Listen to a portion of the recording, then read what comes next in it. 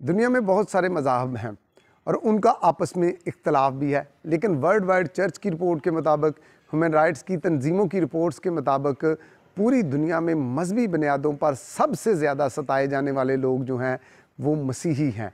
ये तो मैं मज़हब की बात कर रहा था। एथियस्ट लोगों की तरफ से भी जो एज़ा रसानी होती है वो सबसे ज़्यादा मसीहों की होती है। और इसकी क्या वजह है? इसकी वजह मेरा और आपका ईमान है, मसीहों की तालीम है, जिसकी वजह से लोग हमसे इख्तलाफ रखते हैं और हमें परसिक्यूट करते हैं। और ये कोई नई बात नहीं, ये मसीहत की पैदाइश से शुरू हो गया था। जब खुदावंद यीशु मसीह सलीब पर थे तो गैर अक़वाम कहती थी कि अगर तू सलीब से उतर आए तो हम तुझ पर ईमान ले आएंगे। लेकिन मैं और आप और पूरी दुनिया के मसीही क्यों खुदावंद यीशु मसीह पर ईमान लेके आए? क्योंकि उसने मेरे और आपके लिए और पूरी दुनिया के गुनाहों के कफ़ारे के लिए उसने सलीब पर अपनी जान दी है। मज़ाहब जो हैं वो इंसान को सुधारने की, अच्छा इंसान बनाने की बात करते हैं, लेकिन मसीहत इंसान को एक नया मखलूक बनाने की बात करती है। इसी तरह जितने मज़ाहब हैं उन सब के बानी, फाउंडर, उनके नबी कब्रों में मौजूद हैं। वो मर गए और कब्रों के अंदर हैं, उनकी कब्रें हैं। लेकिन मसीहों का ये ईमान है, मसीहों का ये अकीदा है और मसीही ये जानते हैं कि खुदावंद यीशु मसीह मौत और कब्र पर फ़तह पाकर तीसरे दिन मुर्दों में से जी उठे हैं। मसीहों का ये ईमान है कि खुदावंद यीशु मसीह जो हैं वो खुदा का मुजस्सम कलमा है और वो मुजस्सम हो के हमारे दरमियान आए, वो खुदा हैं। इस वजह से दुनिया मुझसे और आपसे इख्तलाफ रखती है। पूरी दुनिया के जो मज़ाहब हैं आप देख लें, उनके फॉलोअर्स, उनके पैरोकार खुदा को तलाश करने की बात करते हैं। वो खुदा को मुख्तलिफ फ़राइज़ और कुर्बानियों के ज़रिए राज़ी करने की कोशिश करते हैं। लेकिन पूरी दुनिया के मसीही, मैं और आप इस बात को अच्छे तरीके से जानते हैं कि हमारे खुदावंद यीशु मसीह ने अपनी जान मेरी और आपकी खातिर दी। उसे तलाश करने की ज़रूरत नहीं, वो तो दरवाज़े पर खड़ा है, वो तो खटखटाता है, वो तो मेरे और आपके रिस्पॉन्स का इंतज़ार करता है। इसी वजह से पौलुस रसूल ने यहूदी शरीयत को नाक़िस कहा था। खुदा ने तो शरीयत दी थी कि लोग जो हैं उसके साथ तल्लुकात उनके बेहतर हो जाएं, लेकिन उन्होंने क्या किया? उन्होंने फ़राइज़ की अदायगी, कुर्बानियों तक सिर्फ़ अपने आप को महदूद कर लिया और रवायत तक वो रह गए। उन्होंने उसके साथ अपने तल्लुकात को बहाल ना किया, उन्होंने उसके साथ पर्सनल रिलेशन न बनाया। इसलिए पौलुस रसूल ने यहूदी शरीयत को नाक़िस कहा था। इस वजह से दुनिया मुझसे और आपसे इख्तलाफ रखती है। इस वजह से दुनिया चाहती है कि ये ज़िंदा उम्मीद, ये ज़िंदा ईमान जो मेरे और आपके पास है, हम ये किसी के साथ शेयर ना करें। सैमी टिप्पट एक क्रिश्चियन इंग्लिश राइटर है। वो अपनी किताब आपके दिल में आग में लिखते हैं कि मुल्हद लोग कहते हैं कि मसीहत एक बीमारी है और मसीहों को चार दीवारी के अंदर, यानी अपने चर्चेज़ में सिर्फ कैद रहना चाहिए, क्योंकि जब ये बाहर निकलेंगे अपने चर्चेज़ से, किसी से मिलेंगे, उनके साथ अपने ईमान को शेयर करेंगे, तो ये बीमारी दूसरे लोगों को भी मुतासर करेगी, दूसरे लोगों को भी ये बीमारी लग जाएगी और वो भी मसीही हो जाएंगे। ये है दुनिया का मुझसे और आपसे इख्तलाफ रखने की वजह। इसलिए दुनिया चाहती है कि मैं और आप खाली कब्र वाले की बात ना करें। मैं और आप इस दुनिया को जो तड़पती, सिसकती और अपने ही आंसुओं में डूब रही है, इसको ज़िंदा उम्मीद और हमेशा की ज़िंदगी की बात इसके साथ शेयर ना करें। इस वजह से दुनिया मुझे और आपको सताती है। लेकिन काबिल गौर बात यह है कि जैसे मैं अर्ज़ कर रहा था कि सारी रिपोर्ट्स के मुताबिक सबसे ज़्यादा परसिक्यूट होने वाले लोग जो हैं वो मसीही हैं। लेकिन इन मसीहों की शादमानी क्यों ख़त्म नहीं हो रही? ये मसीह तहरीक क्यों नहीं ख़त्म हो रही? बल्कि अगर गौर करें, ये तो फैक्ट्स हैं कि ये बढ़ते जा रहे हैं, रोज़ बरोज़ बढ़ते जा रहे हैं और तरक्की करते जा रहे हैं। इसकी क्या वजह है?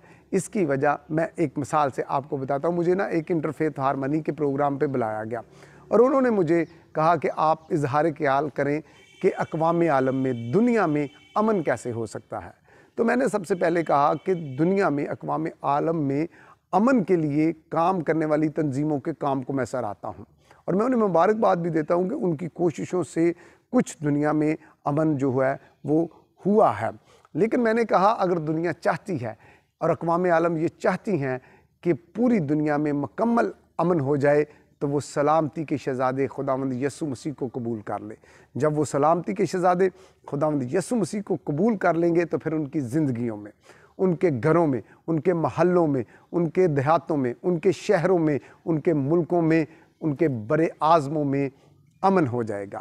اور جب پہلی اظہر ثانی ہوئی نا تو خداوند یسوع مسیح کے وقت تو شاگرد چھپے ہوئے تھے، تو لکھا ہے کہ خداوند یسوع مسیح ان پہ ظاہر ہوئے اور خداوند یسوع مسیح نے انہیں آ کے کہا کہ میں اپنا اطمینان تمہیں دیتا ہوں، یعنی تمہیں کسی طرح کا خوف دبا نہیں سکتا۔ اس لیے مسیحی اس پرسیکیوشن میں بھی خوش ہیں، مسیحی اس پرسیکیوشن میں بھی لوگوں کے لیے برکت کا سبب بن رہے ہیں، انہیں دعا دے رہے ہیں، حمد کے گیت گا رہے ہیں، اور وہ ختم نہیں ہو رہے بلکہ بڑھتے جا رہے ہیں، کیونکہ ان کے اندر سلامتی کا شہزادہ ہے، ان کے اندر وہ اطمینان ہے جو خدا نے انہیں دیا ہوا ہے۔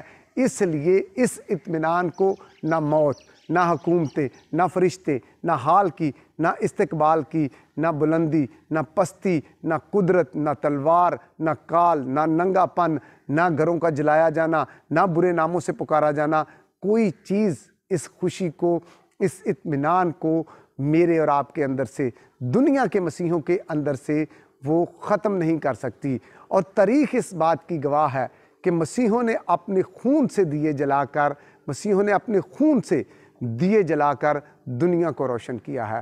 اور آپ جب ابتدائی کلیسیا کے بارے میں پڑھتے ہیں نا، ہم دیکھتے ہیں تو مسیحی روایت اور مسیحی تاریخ بتاتی ہے کہ خداوند یسوع مسیح کے شاگرد خوشی خوشی سے آروں سے چیرے گئے، انہوں نے الٹی صلیبیں خوشی سے لیں، ان کے پاؤں کانٹ میں ٹھوکے ہوئے ہیں، وہ جیلوں میں قید ہیں، وہ حمد کے اور خوشی کے گیت گا رہے ہیں، وہ دوسروں کی نجات کا سبب بن رہے ہیں، دوسروں کی خوشی کا سبب بن رہے ہیں۔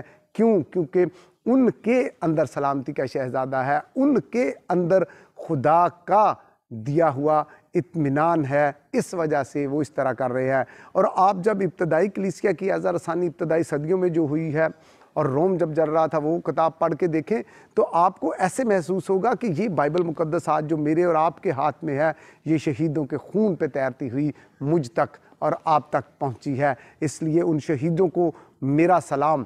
اور میں انڈیا اور پاکستان کے کنٹیکسٹ میں بات کرنا چاہ رہا ہوں کہ انڈیا اور پاکستان میں خداوند یسوع مسیح کے جو شاگرد آئے ہیں مقدس توما، ان کے بارے میں ہمیں بائبل میں بہت کم معلومات ملتی ہیں اور ان کے بہت کم بیانات ہیں، لیکن ان کا ایک بیان بڑا اہم ہے۔ وہ جب خداوند یسوع مسیح کہتے ہیں کہ میں اپنی بات کرتے ہیں کہ میں موت کی طرف جا رہا ہوں، میں اس طرح مارا جاؤں گا، توما کہتے ہیں کہ آؤ ہم بھی اس کے ساتھ مرے۔ یہ ہمارے علاقے کا جو رسول ہے وہ اپنی بلاہٹ کے مطابق ہندوستان میں آیا اور اپنی خواہش کے مطابق مسیحی تاریخ اور روایت بتاتی ہے کہ اس کو ٹیکسلا میں جو موجودہ پاکستان میں ہے وہاں شہید کیا گیا۔ اس لیے یہ میرے اور آپ کا جو علاقہ ہے اس کے رسول کی، اس علاقے کے جو شاگرد کی، جس کی خدمت کا میں اور آپ ڈائریکٹلی انڈائریکٹلی پھل ہے، اس کی یہ خواہش ہے کہ آؤ ہم بھی اس کے ساتھ مرے۔ اس لیے یہ ستایا جانا، یہ گھروں کا جلایا جانا، یہ میرے اور آپ کے لیے کوئی نئی بات نہیں ہے۔ خداوند یسوع مسیح میرا اور آپ سب کو حامی و ناصر۔